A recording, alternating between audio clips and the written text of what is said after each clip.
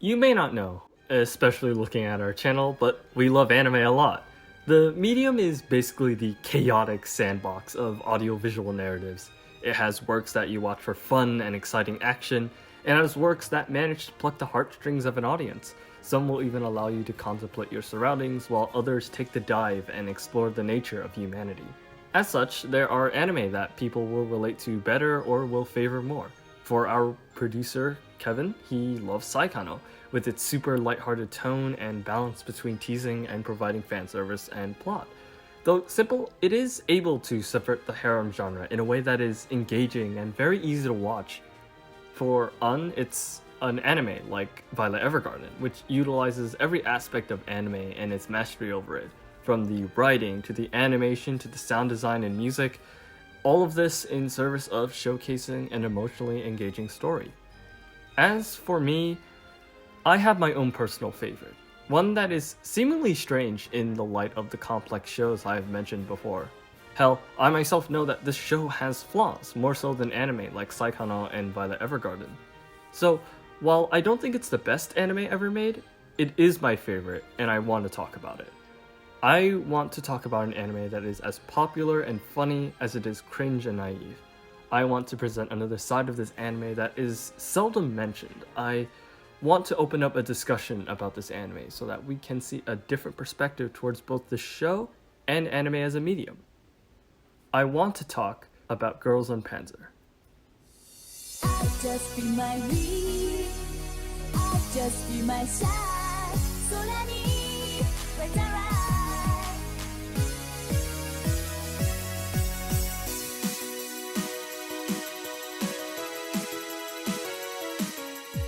If you don't want to waste 2 hours of your life and 20 of mine, here's the short version. Girls Und Panzer has received a lot of praise, especially for its attention to detail and hilarious premise. But there is a recurring opinion that the show has lackluster writing and lacks meaningful themes. After 4 years of trying to sort out my thoughts, I disagree with this somewhat. And through careful attention to story elements and observations, Girls Und Panzer's story reveals itself to showcase that writing does not constitute an entire narrative. It discusses incredibly well-thought social and cultural ideas, and it emphasizes the intricate yet delicate relationships between creator and their work, as well as between a show and its audiences. There is an incredible amount of nuance and things to discover about the show, much more than you might anticipate. And while I won't address them all here, I do want to showcase a different opinion on the story and the rippling effects of its core messages and artistry. So if you'll allow me some time, I would love to talk about Girls Und Panzer's underlying themes and story, explain why people think the writing is not great, and why analysis and new perspectives are important in understanding media and our worldview. If everyone's okay with that, let's begin. To do so, we have to start off with a simple question to contextualize what we're talking about here and help out those who might not know about it. What is Girls Und Panzer? Girls Und Panzer is an anime basically about tank battling high school girls placed and expressed under a sports, military, and slice of life genre. In this world, there is a huge significance placed on the sport of Senshadou, which involves two competitive teams safely fighting each other using, well, World War II tanks. We follow the perspective of Miho, who was depicted as somewhat traumatized by the sport and attempted to run away from her past. Though unable to do so, she faces it head-on and leads a new Senshadou team, discovering new feelings and her own motivations to participate in the sport. It is often regarded as fun and hilarious, yet incredibly respectful to history. However, to those not accustomed to or offended by anime as a medium and its common tropes, there is a side to it which is very quote-unquote moe and anime. In fact, it's peculiar even as an anime, taking a strange combinations of genres and pushing a selling point that is completely different from any anime in its vicinity. Sure, there are anime like Strike Witches or High School Fleet that play in similar fields, but after diving into Girls Und Panzer, one may find that its identity is fairly unique within the anime world. Additionally, as mentioned before, many note and even praise the historical references. One reviewer, a really cool content creator called Potential History, commented positively, saying how the show was quote-unquote made by history fans for history fans, despite the fact that 1, he does not watch anime, and 2, thinks the show is very strange. Very few anime can actually boast that, and that's genuinely an amazing development towards the potential anime can bring. That said, there are interesting takes on the story and plot itself. And from reviews and comments by most who have watched the show, there is a consensus that the story lacks meaning, depth, and or substance. That it's just a super silly show and not much else. I especially note on this, because points across those reviews and comments are very similar or seemingly do not argue with each other. We'll get back on those interesting takes later, but for now, that's the general idea behind the show. What's good about it, and briefly, what it's about. Now, analyses like these are pretty filled with spoilers, so here's the spoiler warning in case you need it. These actually reach pretty far out, and I will be talking about the sequel films and addressing small parts of the side stories. Alright, so that's the spoiler warning for everyone. I think that's pretty simple in explanation. What is not simple, however, is my decision to actually recommend the show, because, well, it's a very hit or miss anime for a variety of reasons. So, while I don't want to waste anyone's time, I don't want people to shy away from this show. So, if you're fine with moe anime and its tropes, no matter the context, I would implore you to watch the show. If you aren't as tolerant of those things, that's fine too, but even if I try my hardest, spoilers will be ahead. And if you came here for a traditional review, you won't find that here. There are a lot of YouTube reviews that will explain things very well, and I would agree with everything they say, except for the parts that shits on the story. However, my agreement with those reviews does extend to sub versus dub. Please, for the love of God, watch the Japanese dub. There are legit actual details missing in the English dub, and it seems like the Japanese dialogue wasn't exactly meant for English voice actors. Plus, there's some Japanese cultural context that the show utilizes. For example, Senshadou is supposed to be portrayed as an activity similar to that of flower arrangement or tea ceremony, while also being a martial art. So, that's my quick mention on that, since a lot of people don't really seem to talk about that in the wider scope of the show. Otherwise, those are my opinions towards recommending the show. If I get someone to watch, rewatch, and or reconsider their ideas towards the show, that would actually be really cool. But my main objective isn't to recommend Girls Und Panzer. It's to provide a new perspective towards a show I came to love, because thinking about media with these different angles changed my views not only on Girls Und Panzer as a story that's far more complex than I thought it was, but also on anime itself as an entertainment medium. In fact, one day I think it would be genuinely cool to talk about how I developed my analysis and perspectives about the show in depth as a personal story, rather than analytical context. Like, for real, this isn't a YouTube algorithm thing or anything. Let me know in the comments if you want to hear that story, or hell, if you want more analyses about Girls Und Panzer. Otherwise, I literally will not be making a personally done upload like this until like another year. Plus, I have like 5 other Girls Und Panzer scripts that I'm planning to write, so seeing if people actually want that would be really nice. Alright, before really going deep into this analysis, because holy hell there is a lot, I want to point out a few things. Specifically, why I made this analysis. Believe it or not, I did not just waste 20 hours of my very mortal life and 2 hours of yours because it was fun. I made this because, essentially, I was just so disappointed and really tired of the things people say about this show. Whenever Girls Und Panzer is talked about, I honestly want to die inside because it feels like I'm watching, listening, or reading the same thing over and over again.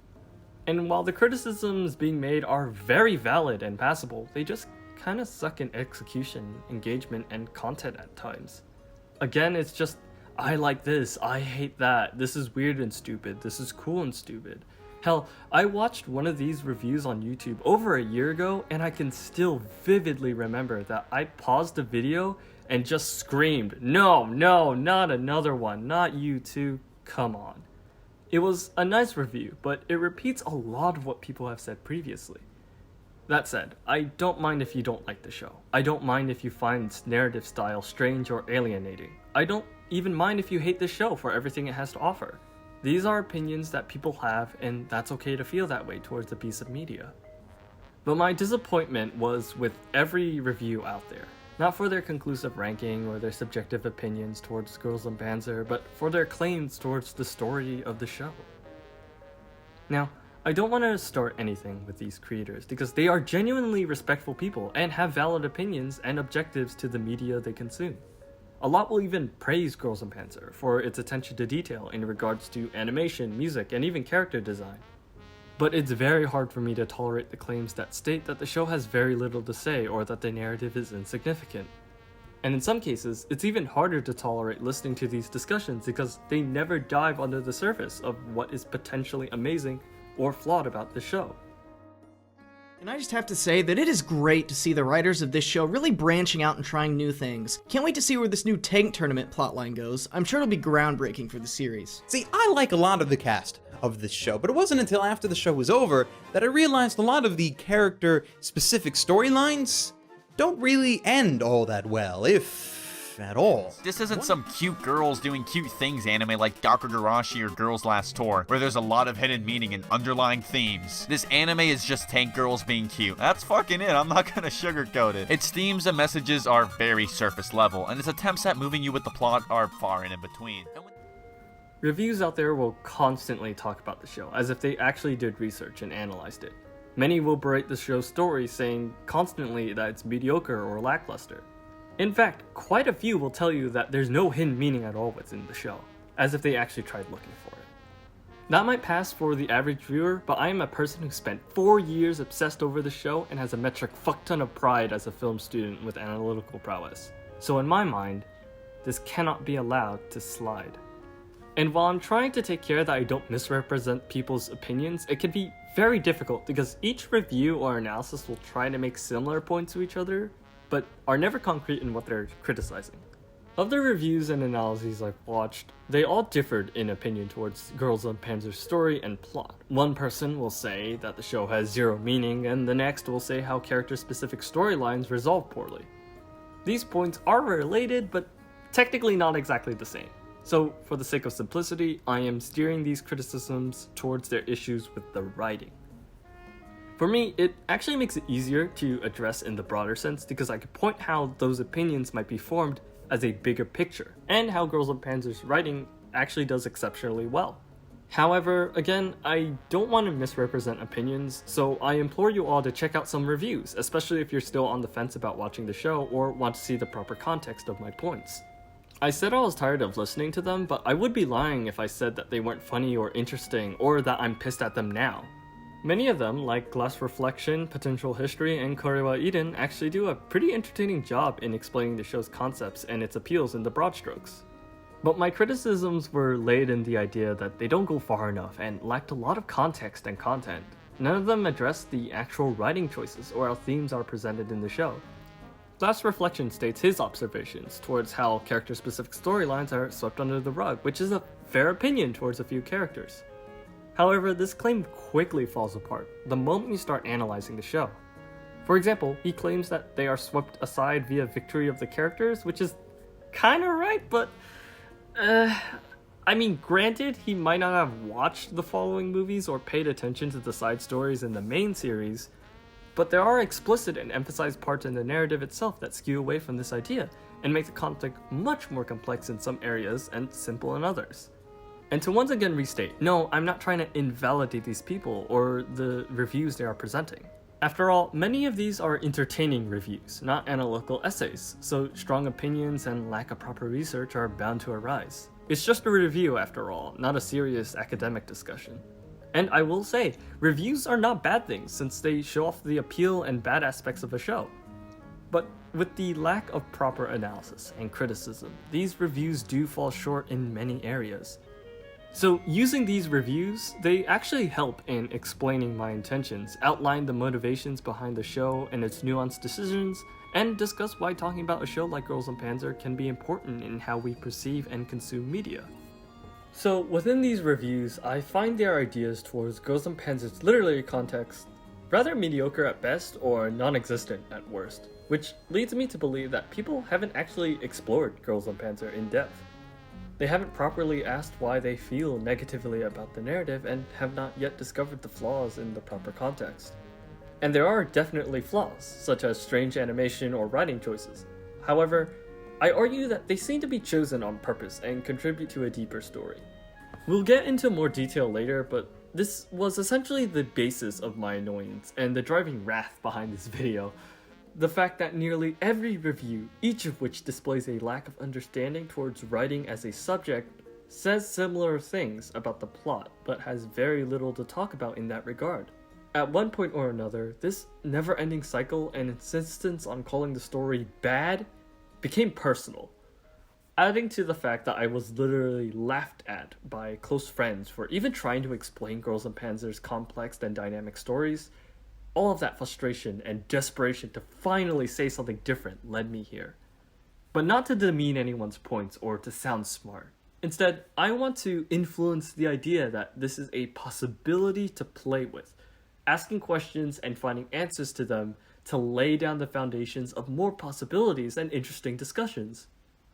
As someone who has studied film, Japanese as history, language and culture, and anime through multiple lenses, I hope to encourage people to analyze what they hate or love about the media they consume, even if it's to the point of over-analysis.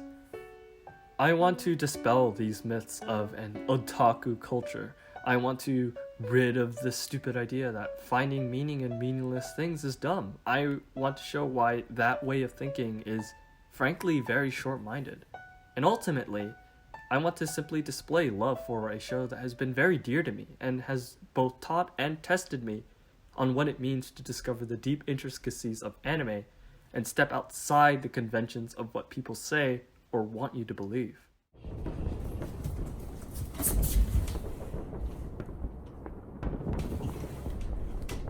Oh, hey guys. So real quick, this is just my airsoft kit, and I'm pretending to be in a battlefield, probably in the most inaccurate way possible. But anyways, let's talk about Girls and Panzer and the discussions behind it. Let's talk about Girls and Panzer's story as something that most people probably wouldn't care about, and maybe by the end of it we'll learn something actually genuinely interesting, and maybe by the end of this we'll get out of this gun fu match with a dub victory. Whatever. Anyways, let's go guys. Much like the idea of anime and the concepts that trail behind it, Girls and Panzer is not a straightforward narrative that is simply an excuse to animate tank battles or reference to history. To me, the fact that there is a narrative in the first place tells me that there's much more to say. Not to mention, this is a story written by Reiko Yoshida, a script supervisor and famous writer for things like K-On! Or A Silent Voice or Violet Evergarden. In light of all of this, I want to claim that Girls and Panzer tells a deeper and more meaningful story. And while this is by far not the only one, I'm going to be talking about Girls and Panzer's most powerful, unique, creative, and exciting narrative device. One that pushes the limit of the show's brimming potential. I am, of course, talking about Senshadou. I want to center this conversation around Senshadou because it's going to anchor us onto a point of how that interacts and influences Girls and Panzer's story, characters, and setting. And by having this reach out, I want to show how Girls and Panzer can also tell serious messages about real-world issues concerning culture, social influences, entertainment, and art. Whenever that's how we interact with people, how we analyze material, how we view the idea of writing. So be warned, we're about to enter a deep and loaded rabbit hole. But even with this, let's explore, because we might learn and discover something not only about this show, but also about anime as an entertainment medium and an analytical subject. So to do that, we need to start by looking at Senshadou's purpose within anime and how it affects its story. But where to even begin? For me, personally, there's only one place to start. The character, the scene, and the line that started me on this exploration. To begin seeing Senshadou, we need to talk about my favorite character in this entire show. There's a lot of characters in Girls and Panzer, and despite what some people say, a majority of them are fleshed out incredibly well, even more so within its side content. I'm almost proud that this anime's community has gone to love pretty much every character in this show. I've seen fan art of almost every single character. Hell, even this girl, known affectionately within the community as Helmet-chan, because she doesn't have a name, has fan art, yet she literally only appears for like a few minutes and has like one line. But for the purposes of this part of the analysis, we're going to be talking about one particular character. Someone who actually stands out narratively when you come to think about it. She first appears in Der Film and attempts to play a very distant role in the plot. Despite this, she and her crew are only one of 4 tank crews that has ever scored 3 eliminations against the All-Stars team. How she got those 3 eliminations is also infamous and perhaps one of the most memorable scenes in the entire movie. And of all, I have to physically and mentally restrain myself from gushing about this character because of how well she is written and portrayed. The character I am of course talking about is Mika, and as much as the creators love showing her off, her character, fascinatingly enough, is rated to be incredibly inactive as a character. She literally doesn't appear for more than like 15 minutes total and plays the role of a quiet side character in almost all of them. She even states her desire to not be involved with any Senshadou tournaments and matches on multiple occasions. However, for carefully eyed viewers, she is the key that gives an insight to a whole new perspective towards the world and Senshadou. Nothing conspiratorial or anything like that, rather offering a lens in which to take aspects of the narrative seriously and in a more meaningful way. In fact, she reveals this information, I shit you not, within the first minute and 30 seconds of the movie. To quote, "The most important lessons in life are condensed in Senshadou." If you felt that this line was somewhat strange or even interesting for the series, let me tell you that you were not alone, because this one line of dialogue might change everything you know about the show thematically. Let us consider this quote seriously for a moment. Let's take a step further and do away with the myth that the Finns are just being philosophical, because apparently their philosophy works again and again and again.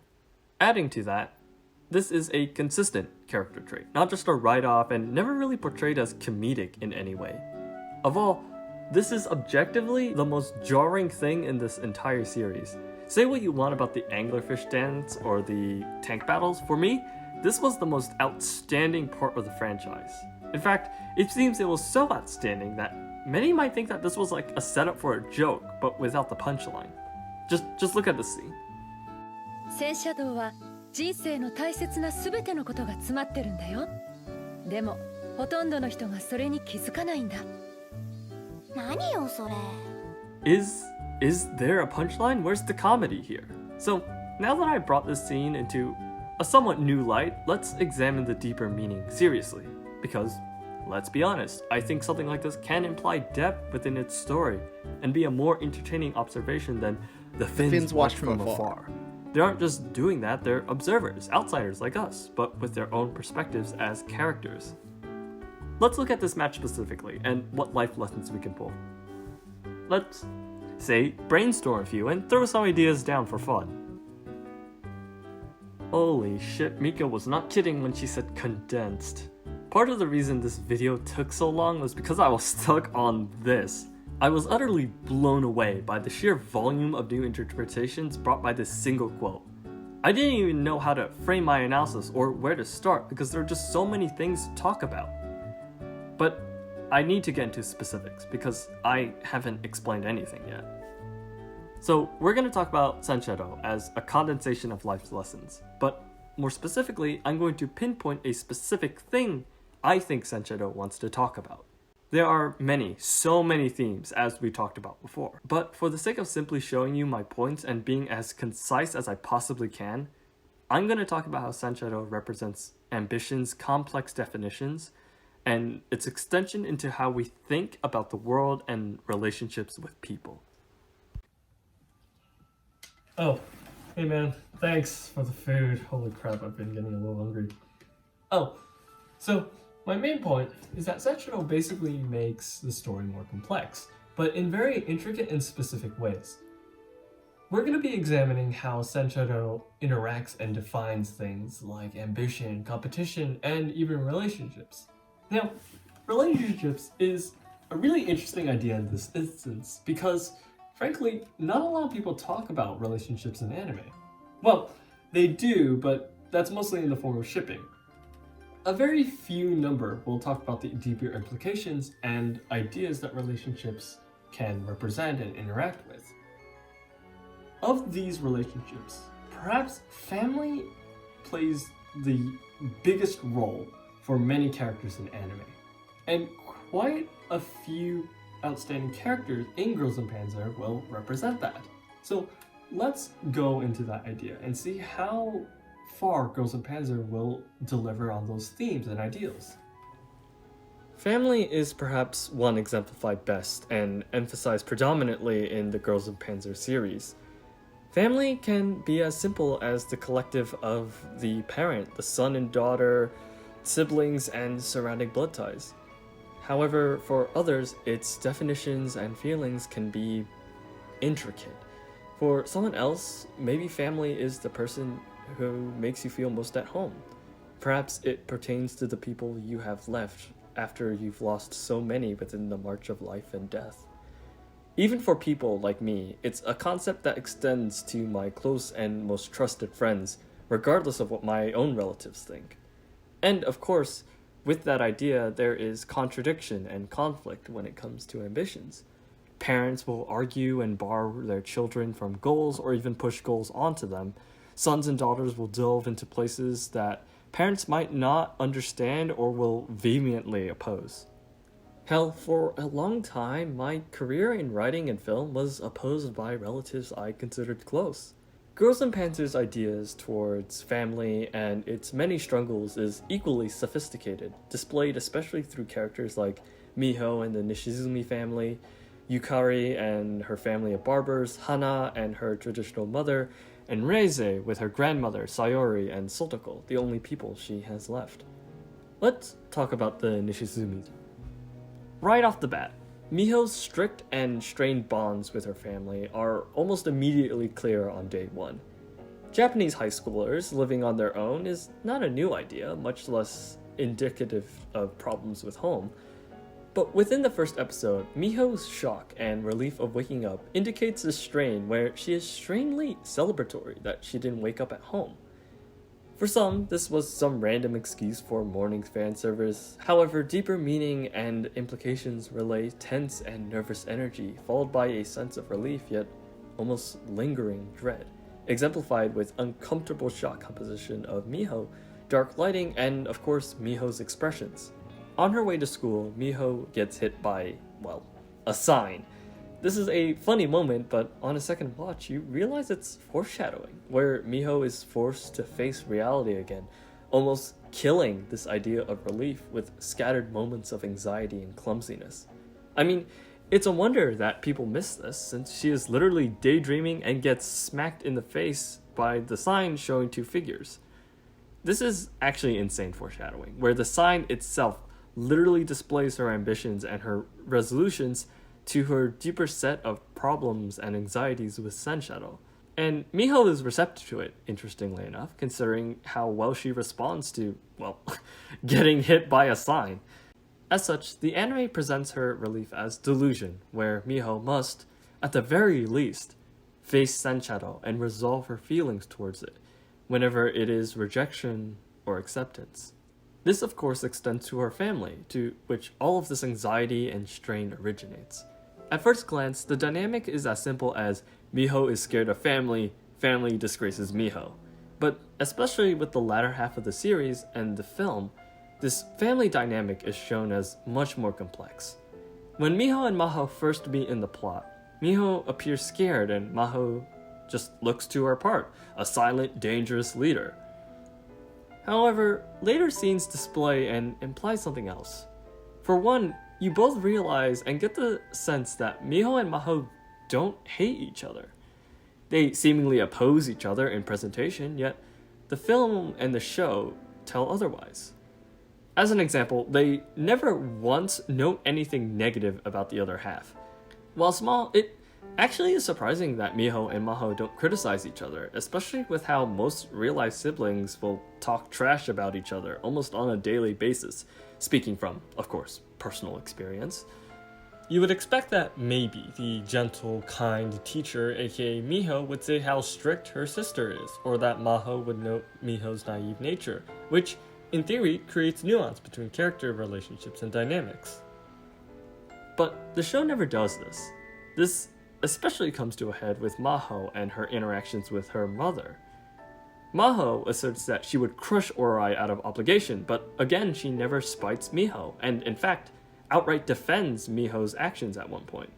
She even convinces her mother to stay and watch Miho nearly lose yet ultimately best Pravda, a school that beat Koromorimine the previous year.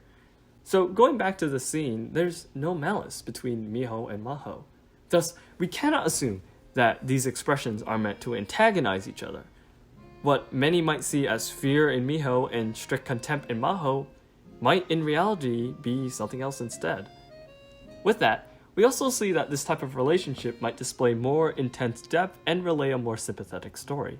So, I want to propose something rather interesting. This scene is ultimately one of tragic miscommunication. This expression on Miho is not fear, but rather shame. What the shame is aimed at is, well, not entirely clear, but it could range from her loss in the previous tournament, for dragging the family name down, to even the fact that she's being happy with friends.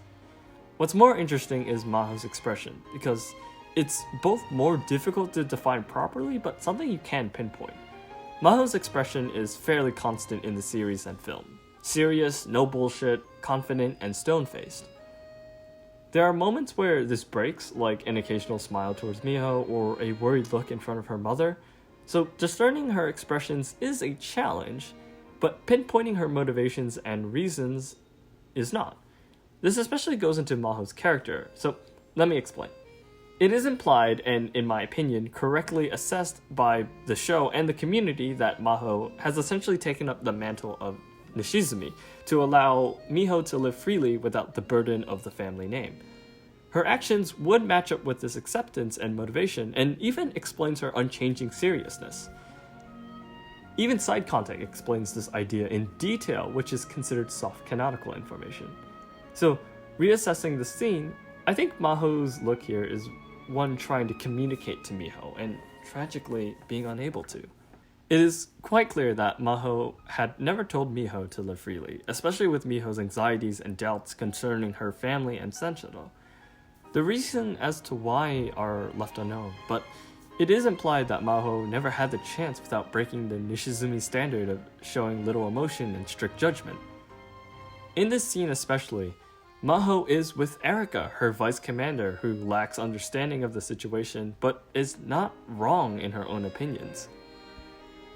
This moment is Maho trying to give Miho her approval and understanding, but much like the deeper meanings of Girls Und Panzer to a bunch of reviewers, this is lost on a lot of people, as rivalries and insults are thrown at each other. While there are many examples of this throughout the series, this scene is especially interesting, as it displays the complex relationship between the sisters. One believes herself as the disgraced daughter and sister of the Nishizumis. She has no right to be happy after ruining their chances at a consecutive victory, and of all, she is the girl who shamefully ran away from Senshadou only to turn around and join Orai. The other is the older sister, who is wholeheartedly accepting the burden of the Nishizumi family so that Miho can live as herself. She carries nothing but respect and love for her family, but with the direct principles of the Nishizumi house and the burdens she has to carry, Maho has little room to relay those feelings to Miho and can do nothing to help Miho find her path in life. Of course, this bond recovers with time, shared love, and communication. The film explores this greatly, as the sisters not only fight alongside each other, but can also finally reciprocate their feelings and perceptions towards each other.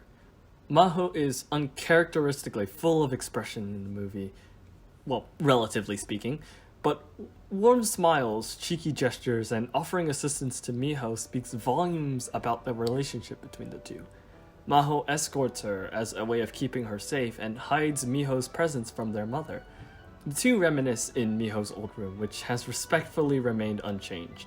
Maho even steals the family seal for Miho, and of all, Maho drives Miho back to the station on the same Panzer II they drove as kids. This is actually a really touching scene because in the first time in this entire series, the sisters wholeheartedly accept each other. And while they have grown up, matured, and developed, the understanding between the two is realized and marked completely with a flashback concerning their time together as children and fooling around. Their relationship together has mended, which makes it almost more sad and beautiful knowing that in this movie, it may be the last time Maho and Miho will ever fight alongside and for each other. In this sense, Senshadou is more than just a sport. For these two sisters, it represents and carries their feelings towards each other. In this moment, their beloved Panzer II represents an homage to their close relationship, experiences, and hopes that they shared as children. So every time I see a Panzer II with a bucket hanging from its barrel, I too feel a sense of nostalgia, especially with my own siblings and friends. So in this sense, Senshadou is more than just a martial art. It's more than just tank fighting tank. It's a representation of relationships between family, between sisters who have been unable to communicate with each other, but still love each other dearly. Understanding all of that, especially with its emphasis on the ideas and themes of family, I cannot help but see what Girls and Panzer was going for. The show has tank battles and funny moments. Sure, the show has characters that range from ridiculous to fucking awesome, but seeing Girls and Panzer try to emotionally and thematically engage with its audience is both touching and, to me, incredibly profound enough to warrant more than just being a story with no depth. Fuck, how do people do this? For so long. Okay, so that's basically part one of my analysis. The part that talks about Senshadou in a very, very different light. Senshadou being essentially this place where we can exercise and reconnect with the people we love. Oh man. Whew. After all, Girls und Panzer is basically half slice of life, so it's a wonder that people kind of forget that. Hold that thought for a moment, we'll talk about that later in this analysis.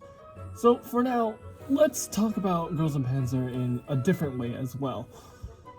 With each of these relationships, Senshadou also manifests itself to this idea of ambition. You see it in a lot of characters, Miho, Reize, Hana, for example. Let's dissect those ideas of ambition and understand Senshadou and continue to understand Senshadou in a very, very different light. Much like the themes of family, ambition's portrayal in the show and film are deceptively subtle and not obvious at all. But they are there, especially when you think about who, what, where, why, and how of that. In this case, while talking about individual characters, it would be wise to also extend this to the school in which they reside, as their ambition and ideas could be shared throughout their setting. Firstly, let's address Miho's ambition. At first, she really didn't have one. However, there were other social pressures, such as dragging her new friends down, and would later learn the desperate situation of the student council. Through this, she forces herself to join Senshadou. While many would argue that this was forced onto her, I believe the situation was more complex and can even be relatable on a few levels. I'd also like to remind you that Miho has transferred to a new school, hoping to escape from the life at home. In such a lonely environment, she manages to find incredibly nice people who just decide to become friends with her, despite not even knowing who she is. Especially for young people going through so many things, having someone by your side is such a valuable thing to have, especially when you felt that you've just been rejected by your own family. I speak from personal experience and for the experience of others. Yet, she could just abandon her new friends like she abandoned Senshadou, but instead, this decision she takes is filled with emotional turmoil and complex feelings. Perhaps she was tired of running away and finally wanted to take a stand. Perhaps she wanted to hold on to those friends, refusing to immediately lose them when she just received them. Or perhaps, deep down, she didn't have a problem with Senshadou itself, but its conventions and matches in society. And it is here that Miho will build a foundation towards an idea of ambition. Overall, during her first time within Orai, Miho is actually very unhappy, especially whenever her family name is brought up. But there are glimmers of hope, shown with finding new friends and learning about them. This comes to a head when Miho discovers what the team has done to the tank's paint jobs. She laughs, not out of dismay or malice, but she finds the moment genuinely refreshing, something strange and foreign to the traditional Senshadou she has come to know. Continuing onward, their match against St. Gloriana's would be the first true instance of Miho's discovery of her new ambition and reasons to pursue Senshadou. This match was, how should I put it, a botched match. They'll remember how one crew completely abandoned their tank without a fight, another threw a track and got killed immediately after recovery. Hippo team blew their cover due to tank cosmetics, and the volleyball students learned a lesson in trying to take on Matilda armor in a Japanese medium tank. Of these four, only one of them would ever score an elimination on the opponent. However, despite this loss, Miho never shows disdain, nor does she ever scold her teammates. Whenever, if she was too timid to do so or decided it was unnecessary, this decision to not even tell what her teammates were doing wrong symbolized a break away from the old Senshadou she was used to. And with that, upon being carried by Miho's legendary tank skills and in turn leading by example, the others decide to genuinely up their game, particularly the freshmen who relay their guilt and strive to do better. Spoilers, the freshmen genuinely improve and take a lot of inspiration from Miho herself. Their leader grows to be incredibly capable in later tank matches, mimicking Miho's ability to stay calm, be alert, guide her crew, and issue orders without hesitance. And this striving to do better and be like Miho as a leader and embodiment of a new wave Senshadou interacts in such an interesting positive feedback loop. Her teammates, witnessing her near clutch win against the Gloriana girls, they assert that there's nothing wrong with Miho's decisions, and they decide that the fault laid upon themselves, in a mission of both guilt and humility, both of which are rare in Senshadou. Additionally, her opponents and future opponents treat her with awe and respect, as she represents a side of a more accessible and kind Senshadou where competition does not strain relationships and exert social pressures, but is instead a genuine bonding experience between people and a chance to understand new concepts. Darjeeling, the leader of St. Gloriana's tankery team, literally writes to Miho, saying that it's more fun to fight against her than her sister, giving them a tea set to acknowledge the team, despite the fact that Ori lost that match. Because it wasn't the loss that mattered. It was what each side learned. For Miho, it was how fun Senshadou was when working as a team. For the other Ori girls, it was an acknowledgement of their lack of skill and a newfound earnesty to follow and learn. This is how much Miho placed an effect on the perceptions on Senshadou. Not a game filled with strict convention, traditional doctrine, and toxic competitiveness, but a game that's engaging, enlightening, and, fun. It is this emphasis that Miho lies in her ambition and motivations to continue Senshadou. Through meeting new people, finding a new respect for individuals, and simply having a good time with those people, Miho sees a side of Senshadou that has never existed before and strives to preserve that for herself, her teammates, and for anyone who shares that sentiment. Eventually, this idea of representing tanks and ambition, of course, extends outward from Miho. For example, the entirety of Anglerfish have this, both sharing Miho's overall ideals and their own personal goals. Whenever that is recovery from burnout, protecting friends, finding family, or just becoming popular. However, that barely scratches the surface as we continue to move further out. The Hippo team, through Senshadou, have found a place, a sport, in which they can carry on the historical figures they represent. The Ducks, though still striving for volleyball, have found an alternative outlet to still play as a team without playing their desired sport. Through Senshadou, the student council can preserve their school, a place which holds not only their special moments, but the memories and dreams of those who reside on the ship. The disciplinary committee can more fully realize their role and ideals towards discipline. The freshmen have found a focus and a role model to strive for. The gamers have found a more immersive sport and hobby in which to share and work with others. The mechanics are allowed to wholeheartedly work towards something they love to tinker with, and the newly found sharks have a way to express gratitude and respect towards someone who had their backs during a low point. While ambition is indeed something that we may have the capacity for, And we can show that ambition through similar mediums. We all have different motivations and reasons in the context of that ambition. And it is here where Girls und Panzer tells a story that calls for connecting with people and understanding their backgrounds, their personal endeavors, and of course their ambition. This does not even count the other unique motivations and ambitions of other characters, such as Rosehip, who seeks an aggressively fun tankery in which to earnestly fight and duel with others. Nishi and Chiaton Academy seek innovation in their Senshadou but cannot let go of their traditional values. Or Catherine, who genuinely seeks to unite the conflicting parties that split BC Freedom Academy. Imagine all of these motivations coming into contact with each other in the battlefield of Senshadou, where an inherently competitive strive to be number one goes in line with those motivations. I'll go more into detail later in the video, but suddenly certain ambitions change, where some of these ambitions turn to more aggressive and even toxic ideals, such as with Katusha and Erika. And suddenly, Senshadou represents an idea of ambition that is selfishly motivated by social pressures and a desire to win. But now, imagine all of the other ambitions interacting with Miho's ambition, a desire to find a Senshadou that is accepting and kind rather than suffocating and toxic. Sure, there is still a competitive element, but you realize how far Miho's ambition changes the ideals and execution of those ideals. Take Katusha, for example. For reasons stated before, her ambition lies in an aspiration to show others that she is not weak.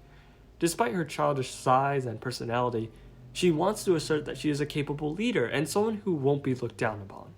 This is especially explained by her height complex, her team following her orders without question, and even in song, where she and Nona are followed up in a chorus by her teammates. But in a competitive Senshadou, this manifests in a way that encourages her to condescend others to the point where she can openly offer surrender to a losing team in the middle of an official match. You might expect this arrogance to change, and you would be correct, but this development in Katusha's character is deceptively simple.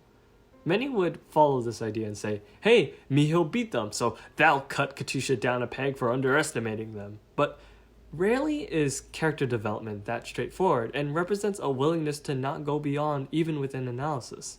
In fact, after looking at Katusha's character and studying her as a character, I would argue that Katusha wouldn't change so simply. She has lost in an official Senshadou match before, and even with that, this has not changed her ideals. In fact, according to soft canon and side content, her losses in previous official matches provided a basis for those ideals. So this was not as simple as Pravda lost to Orai so Katusha became friends with Miho. That would just be too simple, especially for a show that revels in complex character motivations. Many would be quick to point to this idea, the idea of losing converting into respect, yet under the wrong context, that's not exactly a great message to tell others. But if we slow down, we can find a deeper and more meaningful narrative being spoken here. After their defeat, Katusha, still riding on top of Nona, approaches Miho. However, instead of ranting to her or envying her, Katusha questions Miho's strategy during the match and attempts to discern more about Miho, perhaps on a whim, perhaps as a curiosity. Regardless, Miho simply stays honest and earnest, stating that her plan was still a gamble, surprising both of them. Miho doesn't portray her victory as genius strategy or superior tactics, but crediting her victory to something that she didn't even expect. This essentially brings all of them on the same level and on the same page. Miho even points out flaws in her plans, stating how Katusha simply could have crushed them if Pravda had attacked full on. And the expression and dialogue that Katusha shows from this is actually brilliant.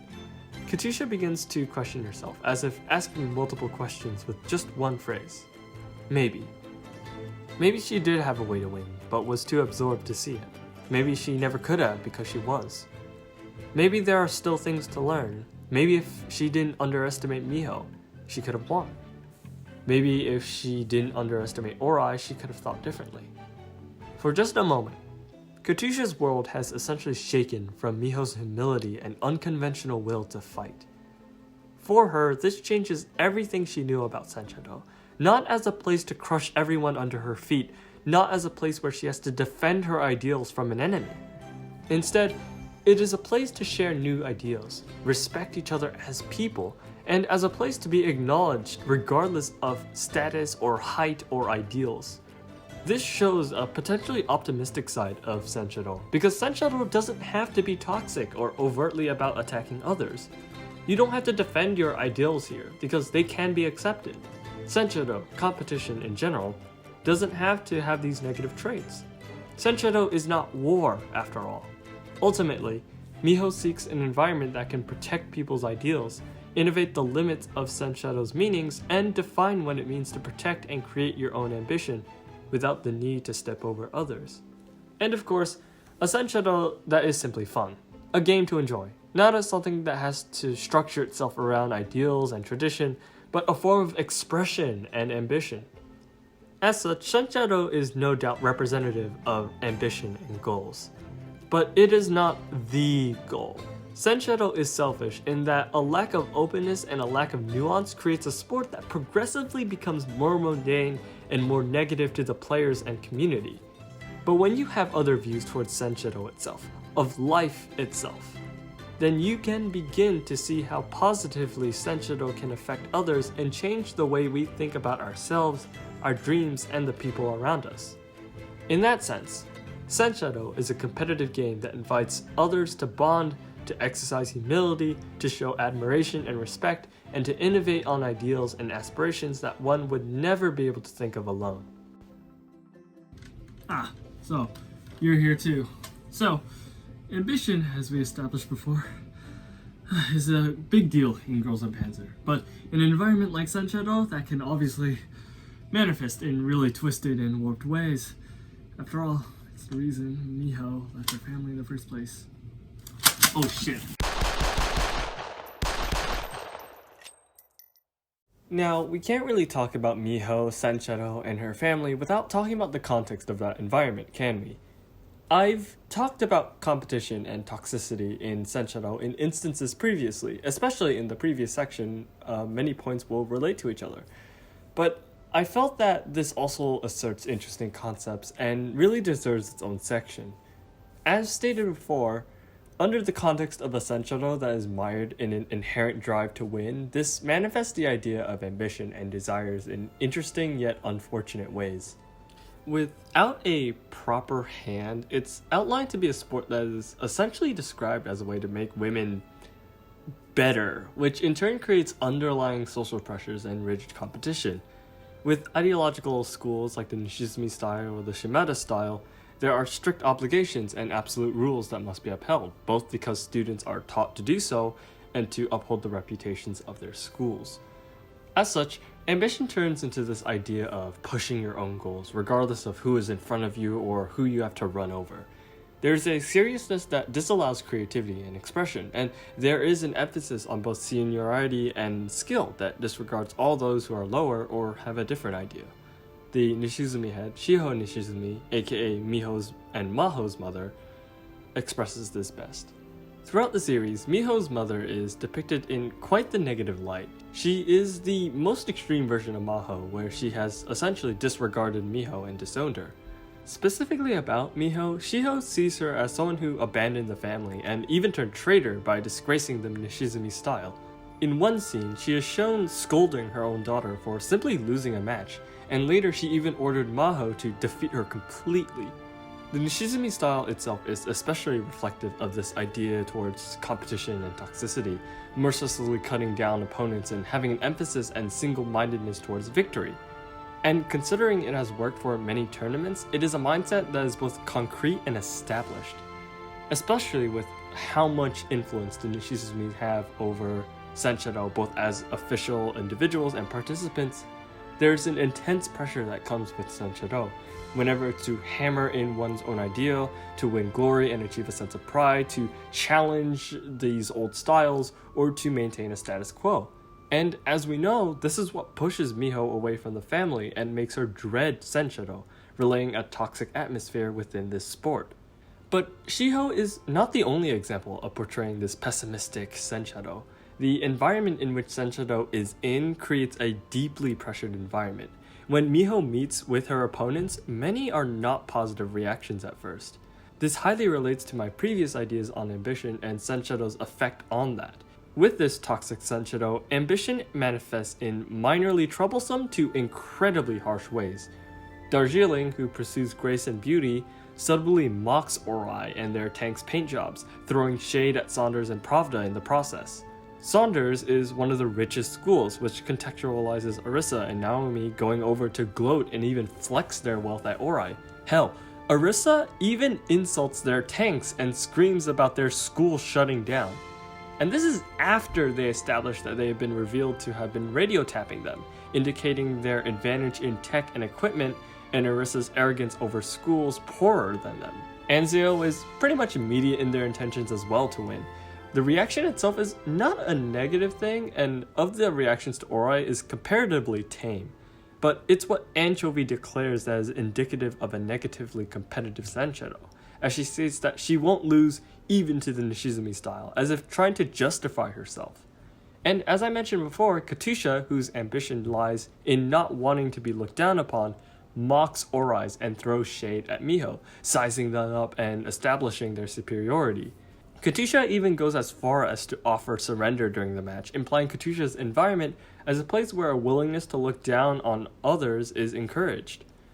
And while Maho is simply following her mother's orders, Erika, seeing Maho as her admirable, stoic, strict, and cold icon, is keen on crushing Ori out of spite.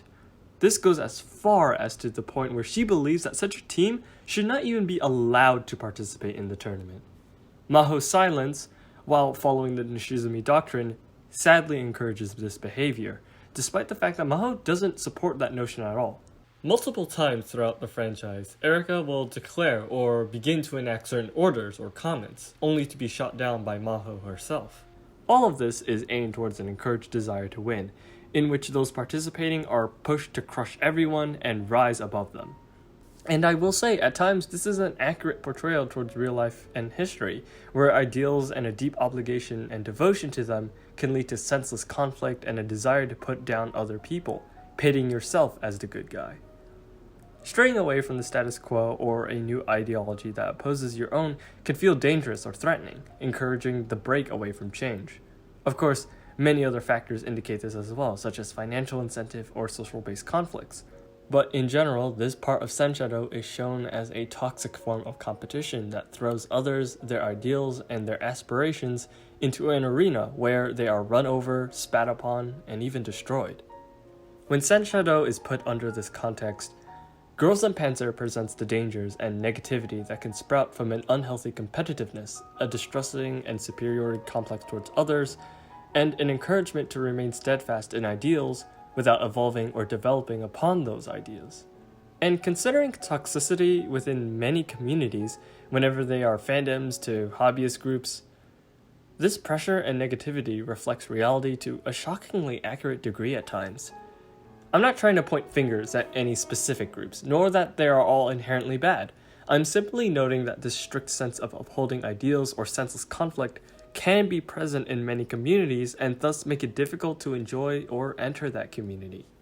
One example I think about was the rise of VTubers. I've been a fan of things like Hololive and Nijisanji for a few years now, and during that time, I've seen people get angry or upset over relatively small things. And it's this part that I believe alienates many people to avoid this culture, despite being really easy to consume. The community today is thankfully better, but people like antis or overzealous fans who insist on being assholes still exist and remain present. And there are other normalized stigmas which make it difficult to understand or enjoy these communities. Again, back to VTubers. For someone who might not know about idol culture, at least on the Japanese side, you might be surprised that idols talking about controversial members or having romantic relationships is strictly taboo, because if they do, members and fans will attack those idols. And this is just the normal thing, which, despite knowing this and the issues being more nuanced, is genuinely concerning when you really think about it.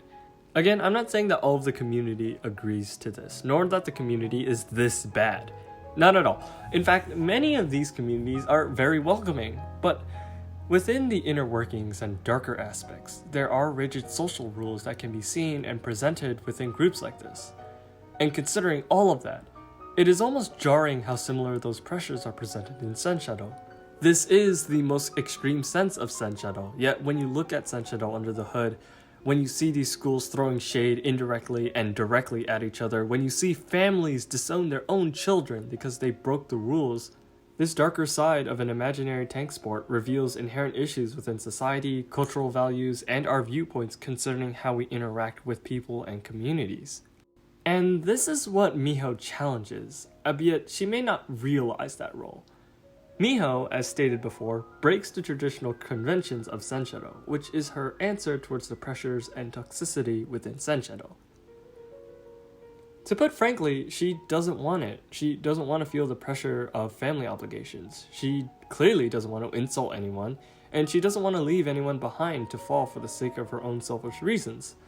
After learning and experiencing Senshadou without the need for social obligations to doctrine, she finds a Senshadou that is ultimately more fun and meaningful. And as the protagonist of the show, Miho represents Girls and Panzer's stance on these social implications. Change is okay. It may not be the answer, and there are always flaws, but new ideas are not something to scorn. Instead, ideas should be thought about and considered with genuine input. Ideals and motivations should be respected, even if they contradict or challenge your own. Look at it this way. When you wake up, when you meet someone, when you are approached by people, you don't have to choose violence. You can be a decent human being today, and frankly, Girls and Panzer think it's ultimately more fun to do so. This is what Miho experiences during the show. She sees how people can think and express themselves in unique ways. She sees how people can be open to change, or at least be open to have fun. She sees how people make mistakes and genuinely strive to improve themselves. She sees how people are not inherently bad villains, but instead as people with their own issues, motivations, and backgrounds.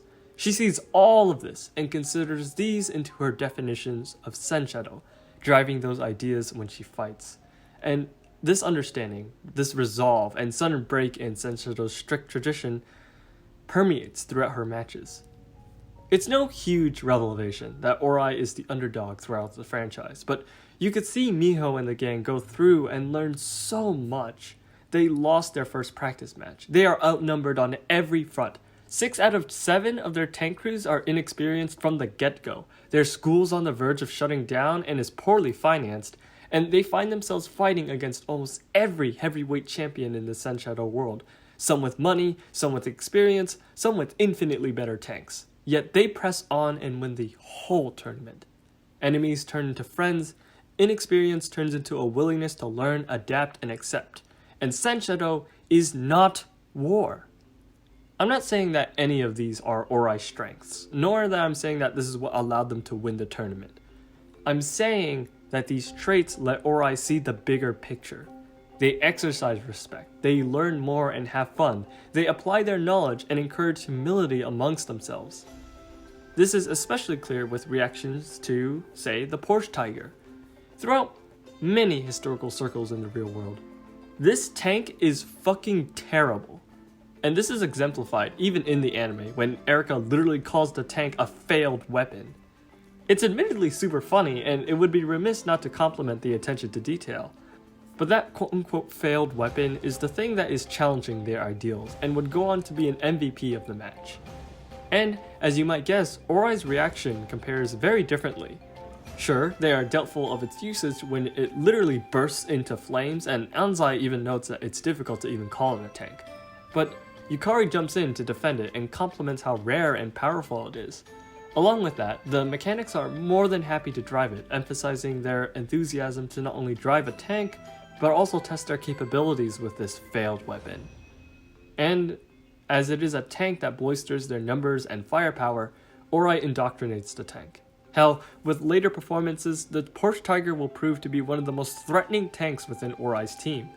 This willingness to accept, this ability to criticize and compliment, this acknowledgement in the fact that they literally do not have a choice, sets the stage for an entirely different Senshadou. Of slowing the fuck down and knowing who you are, what you're fighting for, what you understand, and what you don't. Miho's Senshadou is a commentary on the old system, understanding the appeal of competition and how it organizes and brings people together. yet encourages strict doctrine and inherent social pressures. For that, she does a 180, using her skills to teach, thinking laterally to get her team through difficult times, not hesitating to put her pride on the line for the sake of others, and welcoming all kinds of people into her inner circle, whenever that includes a volleyball team, historical enthusiasts, gamers, and mechanics. People from all walks of life are valid.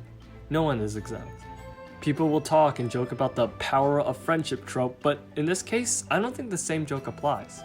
Her kindness doesn't simply win her the day, but it asserts a welcoming atmosphere that encourages expression, creativity, social mobility, and the understanding of people.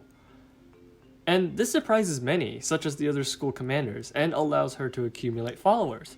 People are interested where Miho Senshadou leads, not because her Senshadou wins every fight, but because it is a statement, something loud and clear, something that has disrupted everything people have known, something that is appealing because it found something that inherently everyone seemed to realize. They love Senshadou. It's fun, it's fucking awesome, both in the anime and as a concept. But the Senshadou they know now is boring, strict, and toxic, and so they flock to Miho. She may not know what she started or what she represents. Many audience members might not either, but from characterization of crucial characters to the representation of Senshadou then and now, Senshadou represents many aspects which complicates yet attempts to display these core themes and commentaries. The good and bad of competition, the good and bad of ambition, and the good and bad of communities. On the outside, Senshadou is simply a tank sport, which is all fun and games, but when you take the step to view it under a more serious light, you might find themes and meanings that are tragic, optimistic, and ultimately more interesting. Girls Und Panzer is an anime trying to be tolerant of people, no matter how much offense they've caused, no matter how much they laugh or spite you, no matter what they think. I said I was mad at the beginning of this video, that I was angry and annoyed that people would just not talk about Girls Und Panzer in further detail. But I would be a liar to say that those feelings remained. I mean, sure, I still feel quite upset, but Girls Und Panzer, in this journey of finding meaning in a show I love, has taught me better. Because if I rave and scream and shout at people, is that really more fun than simply letting people enjoy what they love? To me, I don't think so. So while I am still critical of how we view media, much like Senshadou, discussions are not wars, they are mediums in which to expand our understandings. And that's my motivation in this analysis now. Not to spite or disprove anyone's points, but to coax interesting conversations with people. Let me demonstrate in a way. Potential History did an absolutely engaging and fun analysis towards Girls Und Panzer's historical references and tanks. It was honestly my first step into how we should and could view Girls Und Panzer as an analytical subject. So, quick note. Thanks, man. I know you might not watch this, but if you do, you've actually inspired me down this long path. But for real, thanks for inspiring this analysis and developing my love for the show. So, in any case, let's elaborate on what Potential History talks about. As I mentioned, he discussed many of the historical references in the show, citing when and how the tanks were used, and on occasion, criticizing the show on realism and the writing. And this is where discussion and reasoning behind lacking discussion on Girls Und Panzer might appear. For those not really into how the writing process works, writing and plot are actually not the same thing. Well, it's more like all plot is writing, but not all writing is plot. For instance, the development of a premise, the narrative's flow, and the wider arcing story are all parts of the writing process. Actually, let's talk about those nuances for a moment. Narrative, story, and plot are not the same nor equal in scope. Starting from the vast overarching narrative as defined by film and English professor Robert Spadoni, it is the set of events unfolding in time and space linked by cause and effect. Essentially, the overall universe of a particular work. Continuing on, story is perhaps the closest definition to narrative, where it involves all of the events that unfold in a narrative, both directly shown and implied. And finally, plot, being the most concrete of the three, relates to the events of the story in the order they are presented. Perhaps the best way to relay these definitions is that the narrative is the universe, the stories are the important context and events of that universe, and the plot is the structure in which those events and context appears. And it is through this understanding where we sense the first crack into how people think about Girls and Panzer's writing in a certain way. Instead of exploring out into the ideas of story and narrative, unable to properly define and align their views on the story with such vague concepts, the plot becomes the main focus. Instead of considering the overall world and the context that makes up that world and its characters, the plot remains as the focus because it is what's shown and arguably requires less thinking to align your thoughts with. People don't often talk about Hana or Reise's or Yukari's family situations because they are seldom shown in the plot itself. And with that realization, more cracks begin to show in a kind of obsession towards plot. For instance, potential history, most likely without knowing, follows the plot to describe the tanks. That's not necessarily a bad thing either. Following the plot makes it easier to follow the anime as it shows and emphasizes these tanks.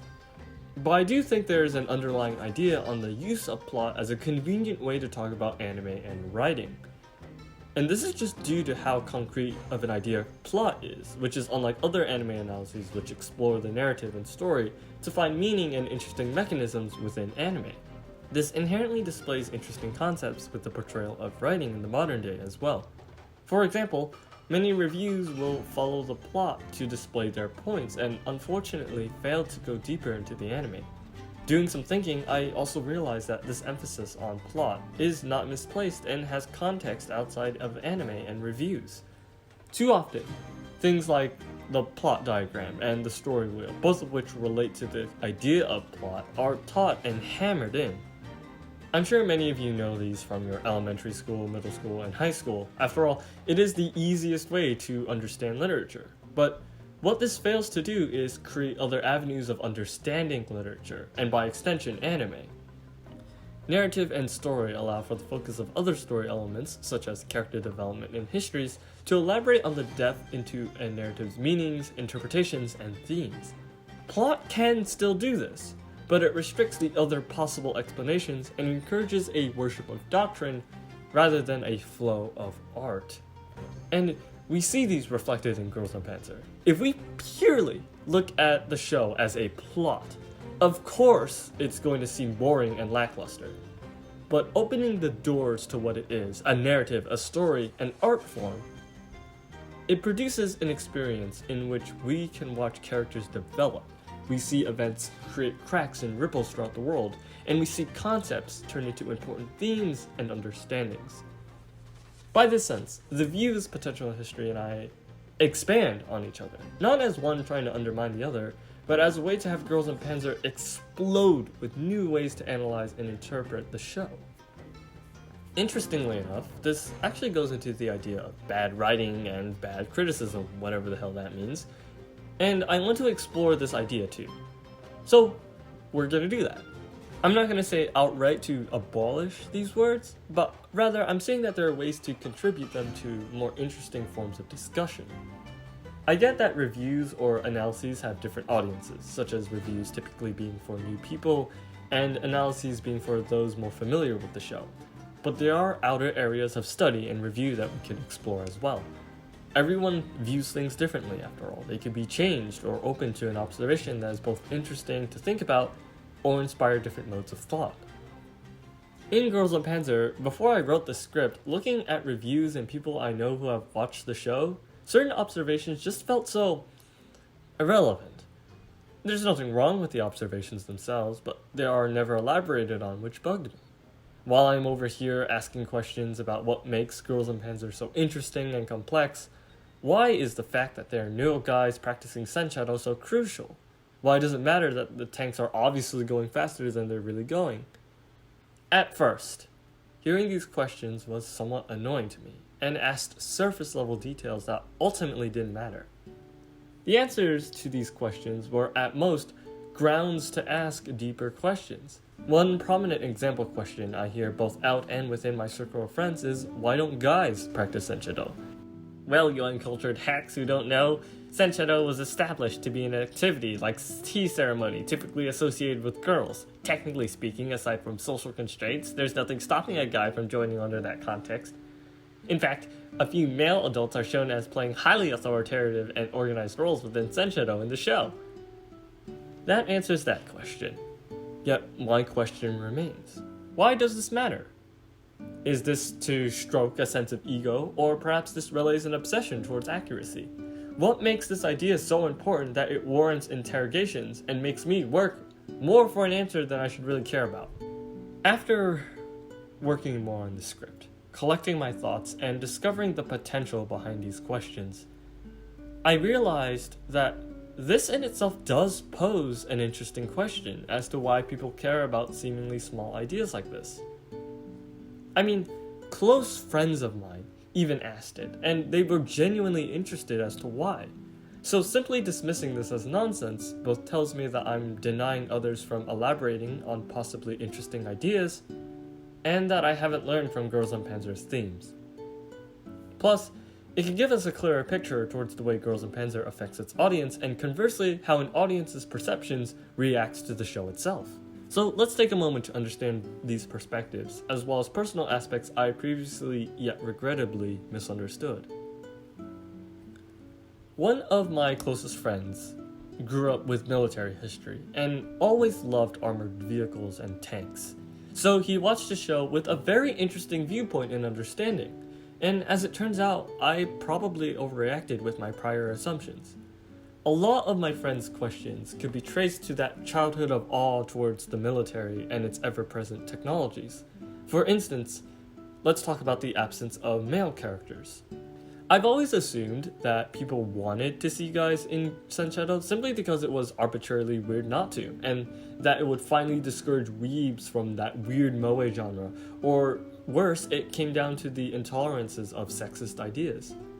Perhaps I thought this way because, to be fair towards my own points, few people talk about the show in an analytical sense, and fewer elaborate on the significance of those discussions.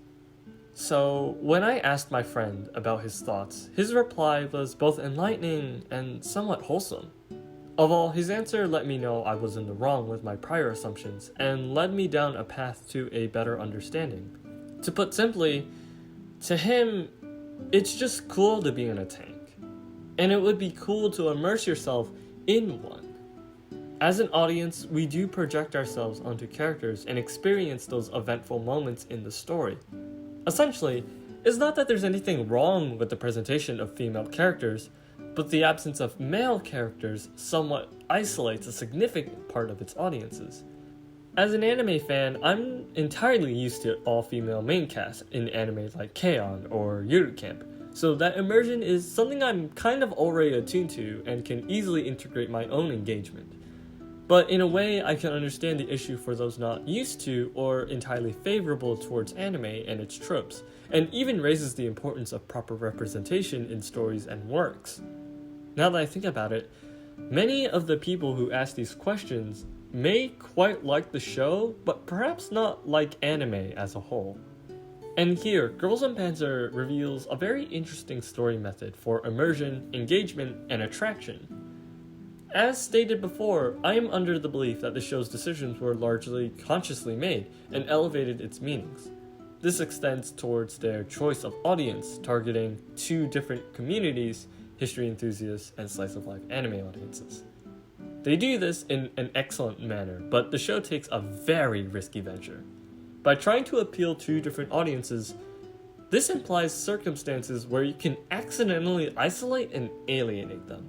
For instance, anime fans already acknowledge and can immerse themselves in a satisfying way regardless of the tropes or the character focus, including towards an all-female cast. However, historical instances might be lost on people, where some dialogue or decisions towards the story appear strange, misunderstood, or seemingly out of nowhere. For example, when I first watched the show, there were many references I did not get until it was explained to me, such as Momo's nuts reference. On the other hand, historical fans will see these decisions as respectful and an homage to history, yet the anime aspect forces people to suspend their disbelief, alienate from characters they may not entirely connect to, or misunderstand the story and its tropes. As an example, I point back to that same friend who lacked the context of cultures within Japan, and as such, missed aspects of Senshadou's influences and cultural purposes. Both of these perspectives provide a fascinating look into this division between communities as a soft boundary is formed that separates emphasis on anime and history.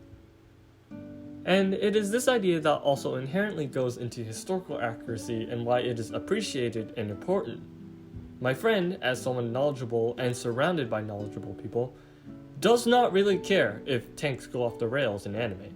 But he does propose that Girls and Panzer, as a story that requires intense research of these vehicles and trying to portray them in as true to light as possible, may be disingenuous to particular audiences when a tank goes just a little too fast or enacts ridiculous maneuvers. And while I used to believe this was an arbitrary notion, after thinking and understanding these perspectives, this is a perfectly reasonable critique. Yet, Girls und Panzer, a show that makes a game out of war, that tries to break the conventions of a boring traditional Senshadou, that uses instances of silliness to display character moments and themes, needs this inaccuracy to function with its themes, and poses once again the interesting divides in understanding the show, both in a media sense and historical sense. How well it supplements for its flaws and accomplishes these goals, however, well, that's up to you, isn't it? So, I'm running out of gas here, and it's almost time to end this analysis. But I want to talk just a little longer about what I've learned and sum up my points. Girls und Panzer and Senshadou is such an awesome premise. It's so clever and creative, and it's something I simply love about anime itself. Its willingness to experiment with genres, presentations, and audiences. It's a medium I admire, adore, and wish to emulate. Along with that, it's a story form that really has increased my tolerance and willingness to learn about others. Before, I would have never even thought about the opinion of these people. I would have thought that they were just bad takes or failed to get anywhere clever. But now is a different story. Now, I understand that these views and opinions, most of them at least, are here to expand and elevate our understandings and interpretations of the media we consume. And knowing that is simply amazing. Sure, I still believe the way we view anime can be somewhat simplistic, but that's my own opinion. And even though that is my opinion, I implore you all to think about how you want to. Because the story of Girls und Panzer wants you to both be proud of your ideas and be able to accept others and evolve your ideas from that. As I said before, I love this show. Maybe a little too much sometimes. Recently, a few friends of mine got hooked on the show. I even watched a VTuber named Mika watch it for 6 hours, and that just made me smile. Even if people think it's silly and dumb, people love Girls und Panzer. Because while it is art, it's entertainment too, and damn is it hype. It's almost funny that I kind of reversed my points and the things I wanted to assert at the beginning of this analysis. You know, the part where I criticize reviews and want people to think more about the anime they consume. But the reverse is also valid, that we don't need to go too deep if we enjoy what we see. My purpose here isn't to force you to watch or view your shows any differently. I am simply presenting the fact that you can. Anime should be enjoyed in whatever way you want, and Girls und Panzer is no different. But if we want to dig deeper, there's always something to understand and learn about something you love. And on many occasions, we can learn from these amazing things and further our appreciation for the media and work we consume. The work that people will use thousands of hours and millions of dollars to make. The work that people make complex decisions and develop engaging and fun ideas to implement. Girls und Panzer by no means is perfect. Representation and its silly nature conflict with its audience and story at times. But flaws don't make the entirety of a show, and its strengths are not the core of a series either. Girls und Panzer is a show about girls, tanks, and everything in between. I see it in a way that might be different from others, but no matter if people talk about the history of the show, the beloved characters, the intricate narrative, or the amazing premise, the way you see this show is ultimately up to you. Miho didn't want a Senshadou that forced her to cave into a world of toxicity or negativity. All she wanted was a Senshadou that was fun and exciting for everyone. And at the end of the day, how we enjoy anime is what really matters, doesn't it? Anime is exciting and fun in so many ways, and if that's the core of Girls and Panzer's themes in Senshadou, then I'm more than honored to have been able to discover this anime and elaborate on those themes. And of all, I am more than happy knowing that people love this show for everything it has to offer. Hopefully, we could talk more about the show. I won't be able to for a while because, oh god, I'm just so exhausted, but damn am I excited for when I come up with the next video. So until the next one, thank you for watching. And because it's a Girls and Panzer analysis, there's really only one way to end off this video. The most important lessons in life are condensed in Senshadou. Panzer vor, everyone. Panzer vor.